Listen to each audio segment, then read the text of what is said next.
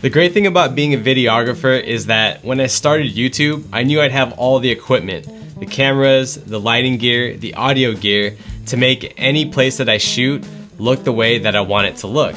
I mean, if you just look at this setup right here, I have 1, 2, 3, 4, 5 lights. But one of the main goals of this channel is to help you guys make great looking videos with minimal gear. And that's why in this video, I'm gonna show you the best way to use just one light for your videos. And so what I'm gonna do now is turn off all the lights except for this main key light. All right, so now we have all the lights off except for this one key light. And as you can see, it actually looks pretty good still.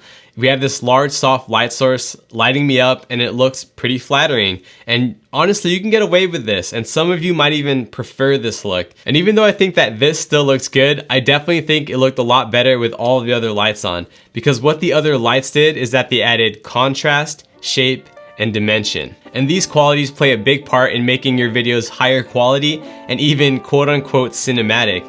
So now the question is, how can we bring these qualities back into our video with just one light? I'll be right back. Now I know that the whole premise of this video is how to use just one light, but what I meant by that was how to use just one artificial light. By adding in the window light, we're using the largest light source anyone can have, and best of all, it's free to everyone. In a moment, I'm gonna talk about how this new lighting setup works to create a great image. But first, I need to talk about the actual placement of the lights, the placement of myself, the camera, and also the angle that I'm shooting at. As you can tell, the window is to the side of me. Now, if I had placed myself with the window behind me, I'd be using the sun as a backlight. And good luck trying to match the output of the sun with your own artificial lights. That window is gonna be completely blown out if you wanna expose yourself correctly. You can also now flip it and then be facing the window, and it would be lighting you up pretty nicely. But the problem with this is that now everything looks flat. Everything is lit up evenly and there's no dimension to the image. And for the key light, I've placed it 45 degrees from me on the same side where the window light is coming from. And for this key light setup, I'm using the Godox SL60 with a 37-inch softbox. There are plenty of options when it comes to the key light, and you might already have your own key light, but if you're looking to buy your first video light, I would suggest going with the Godox SL60. The reason being is that it's a pretty budget light. It's around $130 to $140. It produces great quality light, and the output of it is plenty enough for a small space like this. Another good thing about it is that it has a bones mount, which means that you could attach all different types of diffusion material to it, like this softbox that I currently have on. And now that we've got our lights in the correct place, we're gonna talk about the 3 things that this lighting setup accomplishes for our videos. The first thing it does is that it raises the overall ambience of the room. With the window open, we can actually see what's in the background. There's no point in setting up your office to look nice if you can't even see what's in it. With the original lighting setup, I actually had a light that was specifically lighting up the background to raise up the overall ambience of the room. And this is really important if you don't want an extremely moody look. The second thing it accomplishes is that it makes our key light look a lot more natural.